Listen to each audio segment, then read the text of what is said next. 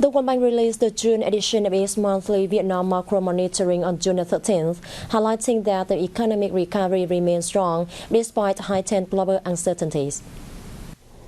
Industrial production continued a robust expansion of 10.4% year-on-year, while retail sales rebounded with growth of 4.2% month-on-month, suggesting strong recovery of private consumption. About 173,000 international visitors arrived in May, about 70% higher than in April, and the highest figures in April 2020. Amid heightened global uncertainties, export growth slowed and import growth plateaued. FDI disbursement remained strong in May, up 8.5% year-on-year, marking a 6-month expanding streak. The World Bank recommended that Vietnamese authorities should be vigilant about inflation risks associated with continuing rise in prices of fuels and imports, which may dampen the ongoing recovery of domestic demand.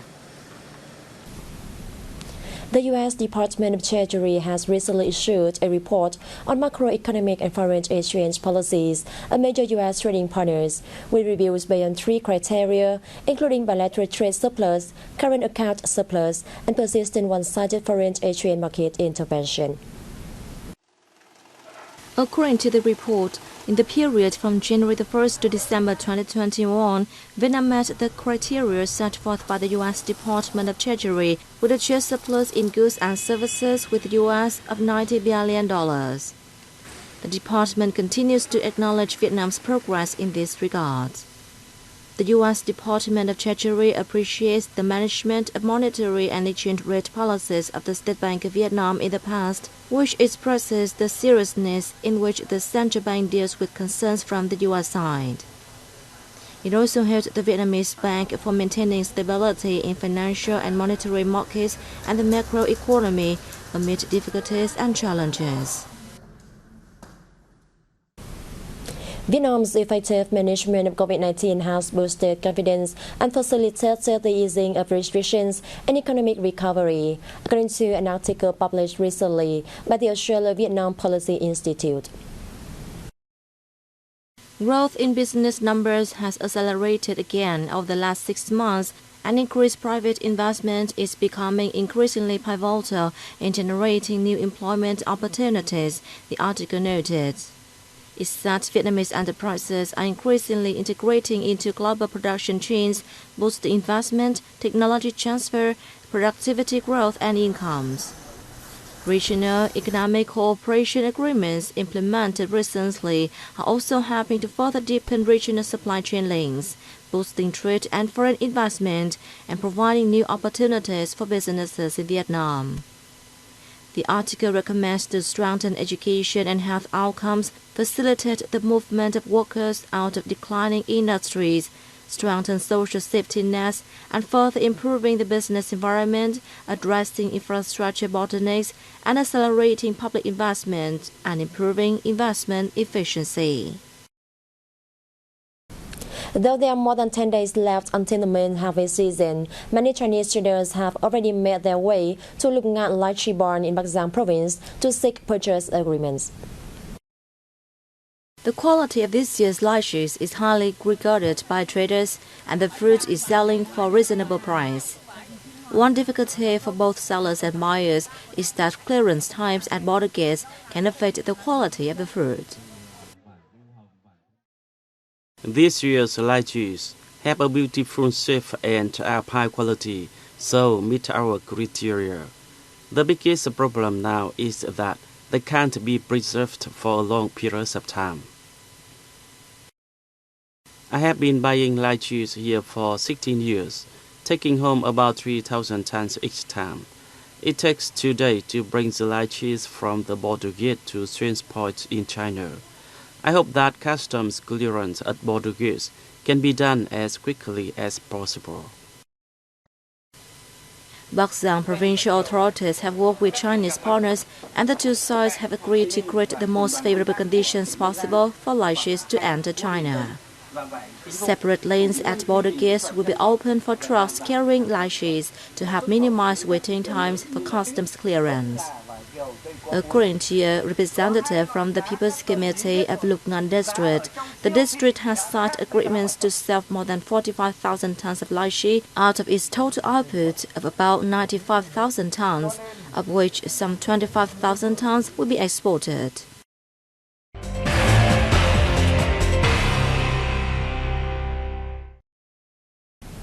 More than 1,000 Asian open bills and endangered species in Vietnam are gathering at the Savannah Koh Tha Not inside the Lo Go Sa Mat National Park in the southeastern province of Tây Ninh.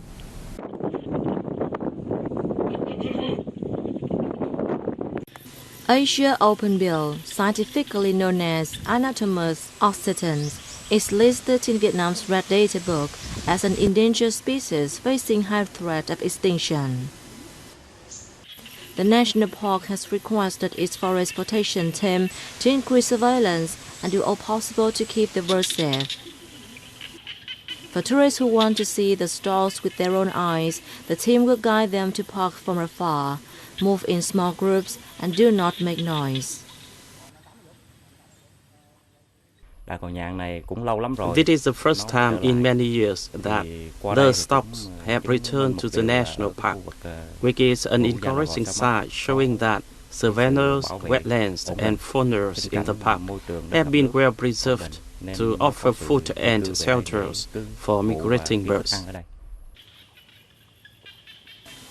The Asian openbills have been spotted in Lo Go Sa Mat since around the end of May, and they normally remain here for no more than a month. The species inhabits in South and Southeast Asian countries. In Vietnam, they're known as Cò Nhạn, swallow, or Cò Ốc, snail stalks, since they mainly eat snails. They're mostly seen in the country's southwestern region. The northern province of Hải Dương held the Organic Rice and Clam Worm Festival 2022 on June 13th in An Thành Công Mill, Tứ Kỳ district.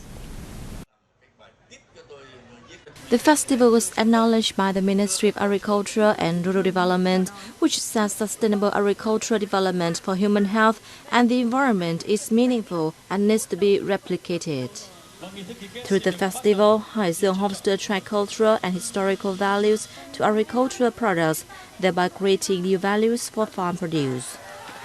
Tứ Kỳ district has 257 hectares of organic agricultural production in combination with raising aquatic specialties such as clam worms and mollusks.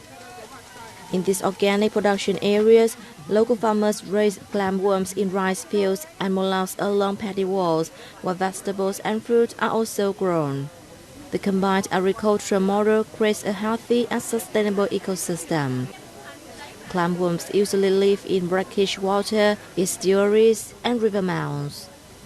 They're known not only for being delicious and nutritious, but also for their medicinal properties.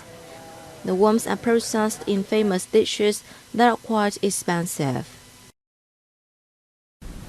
Digital transformation in the tourism sector has become an inexorable trend, bringing travel closer to all and contributing to promoting tours and trips. After a 2-year hiatus due to COVID-19, the Song Ngư Sơn Tourism Company in Nghệ An province has now introduced international standards for the summer of 2022.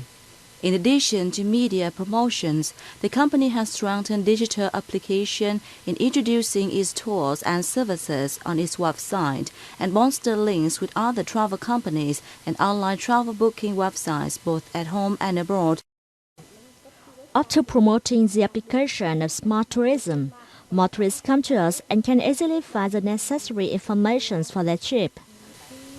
Digital transformation helps tourism businesses adapt flexibly to market changes and to the current situation surrounding the pandemic. In addition to introducing tourism activities for the peak summer season, the beach town of Cửa Lò in Nghệ An province has also enhanced its tourism promotions through digital technology platforms. Hotels have moved towards digital transformation this year to provide timely information to visitors. Digital transformation has been introduced in restaurants, hotels, and accommodation providers, helping them improve their management. The change in approach to digital transformation in tourism has brought results. Not only localities and tourist destinations, but also travel companies are using digital platforms as a way to introduce and promote their offerings. We have cooperated with a company specializing in digital technology to receive and process information from domestic and international customers. The Nghệ An Department of Tourism has carried out communications and promotions for the province's tourism sector on social networking platforms, including creating videos for Facebook and YouTube and using large screens at major airports to promote local tourism. We have decided to focus on digital technology, so have developed a series of solutions to apply IT in tourism promotions. We will also continue to intensify our cooperation with tourism businesses to create new products. Change and adaptation have also shown that digital transformation in the tourism sector is an inexorable trend, and visitors can readily experience smart tourism and culture. However, given that Industry 4.0 is continuously changing and developing, these tasks must be renewed and improved regularly to stay abreast of local movements. That has wrapped up our news bulletin. Thanks for watching and see you next time.